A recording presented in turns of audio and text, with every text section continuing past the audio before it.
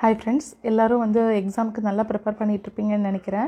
SP clerk result கூட வந்திருக்கு. அதுக்கான மெயின்ஸ்க்கான டேட்டும் வந்து நமக்கு ரிலீஸ் பண்ணிட்டாங்க. ஸோ வந்து இந்த டைமில் எல்லாருமே வந்து டைம் வேஸ்ட் பண்ணாமல் நம்மளோட ஃபுல் ஃப்ளெட்ஜான எஃபர்ட்டை வந்து போடக்கூடிய டைம். இப்போ கமெண்டில் வந்து நிறைய கேட்டிருந்தவங்க, இப்போ இன்ஸ்டியூட் போகிறவங்க வீட்டிலேருந்து படிக்கிறவங்க வந்து ஒரு ஷெடியூல் வச்சுருப்பாங்க, ரெகுலராக வந்து ஃபாலோ பண்ணிகிட்ருப்பாங்க. அண்ட் நிறைய பேர் வந்து ஒர்க் பண்ணிகிட்டே இருக்கேன், எனக்கு வந்து படிக்க முடியுமா, டைம் டேபிள் சொல்லுங்கள் அந்த மாதிரி கேட்டிருந்தாங்க. ஐயோ சாரி, வந்து ஒர்க் பண்ணிகிட்டே எக்ஸாம் வந்து கிளியர் பண்ண முடியுமானா கண்டிப்பாக முடியும். இது இம்பாசிபிள் அப்படிங்கிற மாதிரியான விஷயம் கிடையாது. ஈவன் என்னோடய ஃப்ரெண்ட்ஸு கூட நிறைய பேர் வந்து வேலைக்கு போயிட்டு வந்து கிளியர் பண்ணவங்க இருக்காருங்க. அண்ட் ஈவன் பேங்கிங் செக்டரில் ஒர்க் பண்ணிகிட்டே கூட அவங்க ஃபர்தராக வேறு லைக் ஆர்பிஐ, எஸ்பி, செபி இந்த மாதிரி போனவங்களும் இருக்காங்க. அதனால் வந்து நம்ம கிடைக்கிற டைமை வந்து எப்படி யூட்டிலைஸ் பண்ணுறோம் அப்படிங்கிறதுலாம் இருக்குது. ஸோ கொஞ்சம் வந்து கிடைக்கிற டைமை எஃபிஷியண்ட்டாக யூஸ் பண்ணுறதுக்கு நம்ம பார்ப்போம். ஸோ ஸ்டார்டிங்கில் நானும் வந்து ஒர்க் பண்ணிகிட்டே தான் நான் ப்ரிப்பேர் பண்ணிகிட்டு இருந்தேன். வீட்டிலேருந்து ப்ரிப்பேர் பண்ணுறவங்கள மாதிரி நமக்கு நிறைய டைம் வந்து கிடைக்காது. ஸோ கிடைக்கிற டைமில் தான் வந்து நம்ம யூட்டிலைஸ் பண்ணிக்கணும். ஸோ நமக்கு வந்து ஒரு சாப்பிட்றது, தூங்குறது, ட்ராவலிங் டைம் போக உங்களுக்கு வந்து ஒரு 5 to 6 hours வந்து அட்லீஸ்ட் கிடைக்கிற மாதிரி நீங்கள் பார்த்துக்கோங்க. இப்போ 9 to 5 ஜாபாக இருந்தால் உங்களுக்கு இன்னும் கொஞ்சம் கூட டைம் வந்து கிடைக்கும். இன்கேஸ் நீங்கள் மார்னிங் பர்சனாக இருந்தால் மார்னிங் வந்து கொஞ்சம் என்ன சொல்கிறது, மார்க் டெஸ்ட் போட்டுட்டு கிடைக்கிறப்ப கொஞ்சம் ரிவ்யூ பார்த்துட்டு ஈவினிங் நைட்டு வந்துட்டு அந்த டேக்குள்ளே அந்த 1 வீக்கான கரண்ட் அஃபேர்ஸ் வந்து நீங்கள் படிக்க பார்க்கணும். ஸோ இப்போ ப்ரிலிம்ஸ் கிளியர் பண்ணியிருக்கவங்க மெயின்ஸுக்கு எப்படி ப்ரிப்பேர் பண்ணணும்னா டெய்லி ஒரு மார்க் டெஸ்ட் வந்து கண்டிப்பாக போடணும். இன்கேஸ் உங்களுக்கு டெய்லி போட முடியலன்னா கூட ஆல்டர்னேட்டிவ் டேஸில் வந்து நீங்கள் மெயின்ஸ் மார்க் டெஸ்ட் போடுற மாதிரி பார்த்துக்கோங்க. மார்னிங் செஷனில் வந்து மார்க் டெஸ்ட் போட்டுட்டு தென் டைம் இருந்துச்சுன்னா அன்றைக்கி நீங்கள் ரிவ்யூ பாருங்கள், இல்லைன்னா நெக்ஸ்ட் டே மார்னிங் ரிவ்யூ பாருங்கள்.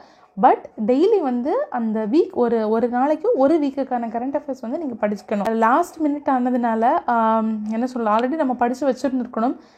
படித்தாலும் படிக்காட்டியும் கண்டினியூஸ் ரிவிஷன் அண்ட் குவிஸ் வந்து ரொம்ப ரொம்ப மேண்டட்டரி. ஃப்ரெஷ்ஷாக படிக்கிறவங்க ஒரு வாரத்துக்கான கரண்ட் அஃபேர்ஸை படிச்சுட்டு இம்மீடியட்டாக வேறு சைட்டில் போய் குவிஸ் அட்டன் பண்ணுங்கள். அண்ட் ஆல்ரெடி படித்தவங்களும் அந்த டெய்லி வந்து 1 வீக்குக்கான கரண்ட் அஃபேர்ஸ் வச்சு ரிவைஸ் பண்ணுங்கள். அண்ட் இன்கேஸ் உங்களுக்கு டைம் இருக்குன்னா 2 வீக்ஸ் கூட நீங்கள் பார்த்துக்கலாம்.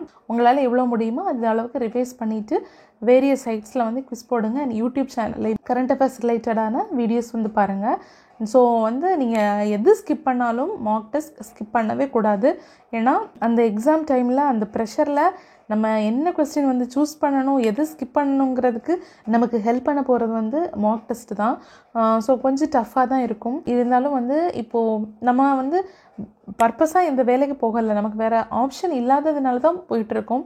அண்ட் இந்த ஜாபையும் விட முடியாதுங்கிறப்ப நம்ம கொஞ்சம் கூட எஃபர்ட் எடுத்து நம்ம படித்து தான் ஆகணும். ஸோ கிவ் அப் பண்ணாமல் அண்டு கிடைக்கிற டைமை நல்லா யூட்டிலைஸ் பண்ணிக்கோங்க.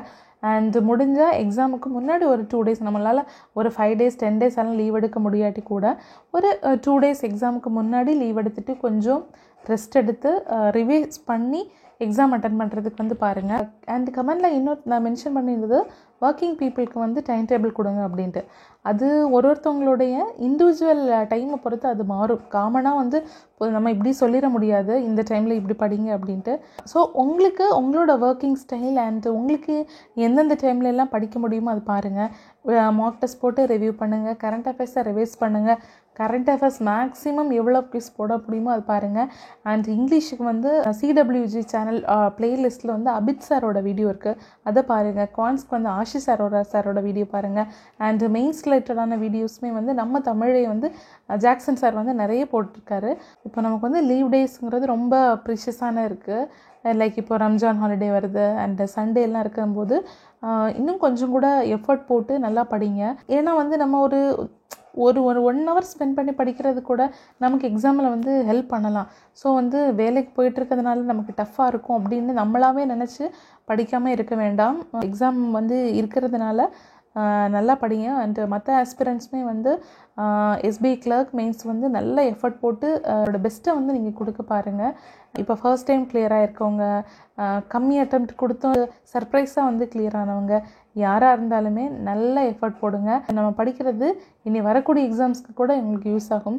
ஸோ அதனால் ஃபஸ்ட் டைம் தான் நான் ப்ரிப்பேர் பண்ணுறேன், பிகினர், வேலைக்கு போயிட்டுருக்கேன். அந்த இதெல்லாம் தாண்டி இருக்கக்கூடிய கொஞ்சம் டைமையும் நல்லா யூட்டிலைஸ் பண்ணி நீங்கள் ப்ரிப்பேர் பண்ணிங்கன்னா நம்ம கிளியர் பண்ணிக்கலாம்.